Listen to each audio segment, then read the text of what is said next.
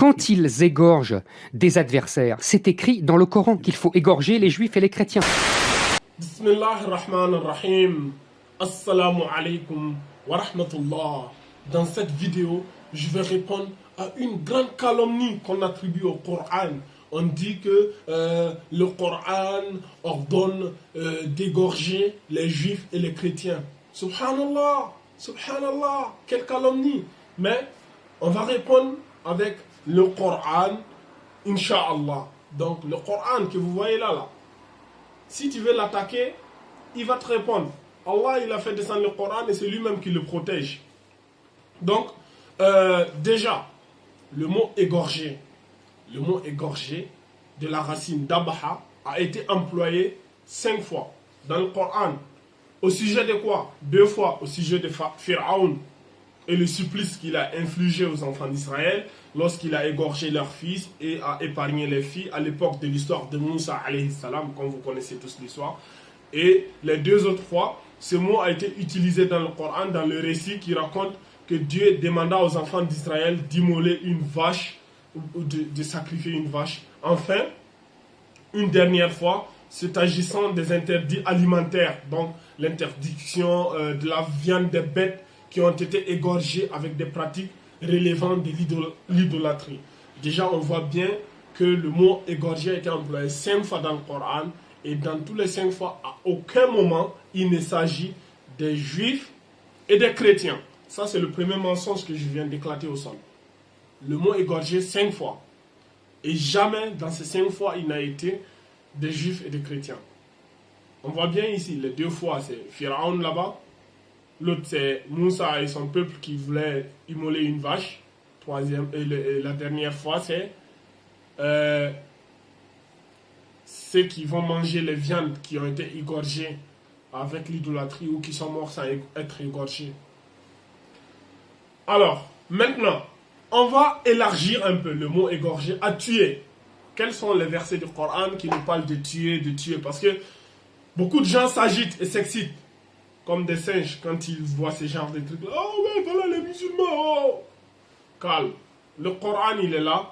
Il faut le lire, il faut le comprendre, il faut le méditer. Le Coran, là, c'est pour les gens qui sont doués d'intelligence, qui réfléchissent, qui ont un cerveau et qui savent l'utiliser. Pas des gens qui n'ont rien dans la cervelle. Je vais prendre un verset dans la sourate Al-Baqarah. Sortez vos Coran. Sourate 2, verset 191. Quand nous allons à la sourate 2, verset 191, il est dit ceci. A'udhu billahi minash shaitanir rajim. Waqtuluhum haythu saqiftumuhum wa akhrijuhum min haythu akhrajukum. والفتنة أشد من القتل ولا تقاتلوهم عند المسجد الحرام حتى يقاتلوكم فيه فإن قاتلوكم فاقتلوهم كذلك جزاء الكافرين. Ici dans ce verset il est dit ceci: et tuez-les, il faut les tuer où que vous les trouviez, et chassez-les d'où ils vous ont chassés. L'association est plus grave que le meurtre, mais ne les combattez pas près de la mosquée sacrée avant qu'ils ne vous y aient combattu. S'ils vous y combattent, tuez-les donc, telle est la rétribution des mécréants. Donc, si nous prenons ce verset-là, comme ça, on le sort de son contexte, oh, tuez-les partout, tu vois, le Coran dit non, calmez-vous. Prenons les versets dans leur contexte. De quoi il s'agit ici? De quoi le Coran nous parle ici? Déjà, on va juste voir le verset qui est avant et le verset qui vient après. Le verset précédent et le verset qui vient après. Le verset qui vient avant, c'est quoi? On est sur Al-Baqarah, on va prendre sur Al-Baqarah, verset 190. Dans le verset 190, Allah nous dit وَقَاتِلُوا فِي سَبِيلِ اللَّهِ الَّذِينَ يُقَاتِلُوكُمْ وَلَا تَعْتَدُوا Inna Allah la yuhibbul mu'tadin. Allah dit, combattez dans le sentier d'Allah ceux qui vous combattent et ne transgressez pas. Certes, Allah n'aime pas les transgresseurs. Combattez ceux qui vous combattent. Nous sommes en période de guerre ici. Et en guerre, si quelqu'un a des armes et il t'attaque, qu'est-ce que tu fais? Il y a ce qu'on appelle la légitime défense. Tu ripostes pour te défendre. Subhanallah. On va voir le verset qui vient après. Le verset 191 là. Dans le verset 192, Allah nous dit فَإِنْ انْتَحَوْا فَإِنَّ اللَّهَ غَفُورٌ رَحِيمٌ. Allah dit, et s'ils cessent, Allah est pardonneur et miséricordieux. Mais s'ils arrêtent le combat, s'ils déposent les armes, Allah est pardonneur et miséricordieux. Donc on voit bien quand on sort un verset de son contexte, on peut lui faire dire tout et n'importe quoi. Et à aucun moment ici, il ne s'agit des juifs et des chrétiens. Parce que Allah il dit ici, Allah il dit combattez dans le sentier d'Allah, ceux qui vous combattent et ne transgressez pas. Ici Allah il parle des associateurs. Des associateurs, ceux qui adorent les idoles, les idolâtres de la Mecque surtout. Allah il s'adressait à eux. Parce qu'ils les ont chassés. Ils ont chassé le messager d'Allah de la Mecque pour l'amener à Médine.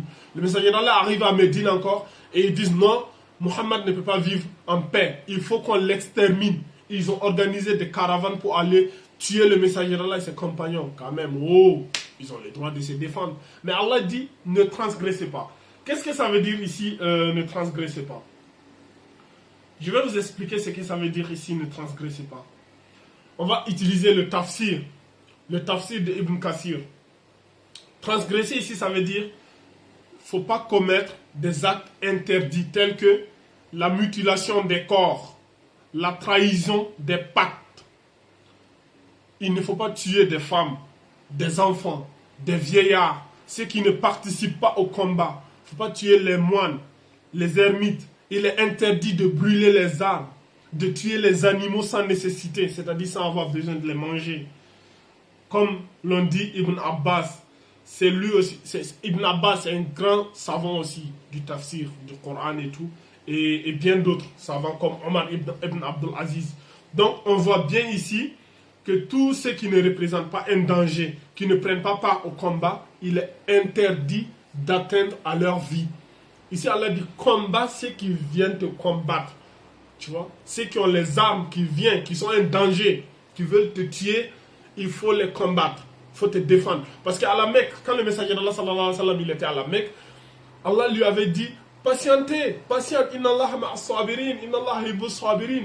Et les mécréants, ils ont bombé le torche, tu vois, ils frappaient les compagnons, ils en ont tué d'autres, ils les ont maltraités. Mais pendant 13 ans, le messager d'Allah n'a même pas levé le moindre pouce pour y poster. Il était là, il patientait. Ils l'ont chassé de la Mecque. Il a fui la Mecque pour aller à Médine. Comme ici, on ne peut pas vivre. D'abord, ses compagnons sont partis en Abyssinie. Et en Abyssinie, Al-Habasha, en Éthiopie, bon, toute la région de la Corne d'Afrique. 2 fois, ils sont partis en Abyssinie pour dire au roi de les ramener de force. Subhanallah. Et ils ont fui la Mecque. Ils disent, ok, comme on ne peut pas vivre en paix à Mecque, on quitte la Mecque, on part à Médine. Ils ont dit, non, tu ne peux pas vivre en paix aussi à Médine. En fait, c'est toi-même qu'on ne veut pas. On veut te tuer, en fait. On veut que tu quittes cette terre-là. Parce que tant que tu vis, tu es un danger pour nous. Subhanallah, mais c'est pas possible. Vous me chassez de chez vous, je vais ailleurs, et vous voulez encore venir me tuer là-bas. Mais là, ils ont dépassé toutes les limites acceptables et inimaginables. Tu vois? Et là, maintenant, Allah dit, ah ouais, moi j'envoie mon prophète chez vous, vous le chassez, d'accord? Il va ailleurs, et vous voulez encore aller là-bas le tuer. Mais c'est pas possible. La terre, ça vous appartient ou pas? Est-ce que c'est vous qui l'avez créée? Est-ce que la terre vous appartient? Ben, Allah a dit à son prophète, voilà, maintenant il faut te défendre. Mais il y a des conditions. Les conditions sont ce que j'ai dit, il ne faut pas transgresser. Tu combats que ceux qui te combattent. Subhanallah, en islam, quand tu veux frapper quelqu'un, s'il dit Ashhadu an la ilaha illallah, j'atteste qu'il n'y a de Dieu qu'Allah, tu n'as plus le droit de le tuer ni de le frapper. Même s'il le dit de manière hypocrite, même s'il a peur de la mort, il le dit ça seulement comme ça, tu n'as pas le droit de le tuer parce que tu ne connais pas ce qui est dans son cœur. Et Allah dit quoi? Et s'ils cessent, s'ils arrêtent le combat, si eux ils décident de faire la paix, ils décident de sortir un drapeau blanc, Allah est pardonneur et miséricordieux. Ça veut dire qu'il ne faut plus les tuer, il faut les laisser en paix. Subhanallah. Et ça, on ne vous le dit même pas. Ils coupent les versets là, ils font dire de manière perverse, avec des manipulations de propagande, du tout et du n'importe quoi au Coran, alors que le Coran il est clair, limpide. Subhanallah. Écoutez le verset 193, le verset suivant encore. Allah il dit وَقَاتِلُوهُمْ حَتَّى لَا تَكُونَ فِتْنَةٌ وَيَكُونَ الدِّينُ لِلَّهِ فَإِنِ انْتَحَوْا فَلَا عُدْوَانَ إِلَّا عَلَى الظَّالِمِينَ. Allah dit et combattez-les jusqu'à ce qu'il n'y ait plus d'association et que la religion soit entièrement Allah seul. S'ils cessent, donc plus d'hostilité, sauf contre les injustes. Allah il dit il faut les combattre jusqu'à ce qu'ils sachent que c'est l'islam qui domine, c'est l'islam qui est le plus fort. La force appartient à Allah et son messager. Parce que nous on était à la Mecque, vous nous persécutez à la Mecque. C'est pas parce qu'on était faible, c'est pas parce qu'on n'était pas capable de nous défendre, mais c'est parce qu'on avait un bon comportement, parce qu'on respectait Allah, on respectait notre religion. Mais là vous avez dépassé toutes les limites acceptables. Maintenant, nous allons vous montrer qu'entre vous et nous, qui est le plus fort. C'est parce que vous parlez, on vous répond pas, vous pensez qu'on a peur. Nous, la force est avec nous. Maintenant, on va vous montrer qui est le plus fort, tu vois. Et c'est ce que le verset veut dire ici. Quand ils sont allés à Médine maintenant, ils ont voulu venir encore combattre le prophète. C'est là Allah dit, maintenant il faut les montrer qui est le plus fort. Avant, on les regardait, c'est parce que voilà. Maintenant, ils dépassent toutes les limites, montrez-le. Après, Allah, il vient, il dit quoi?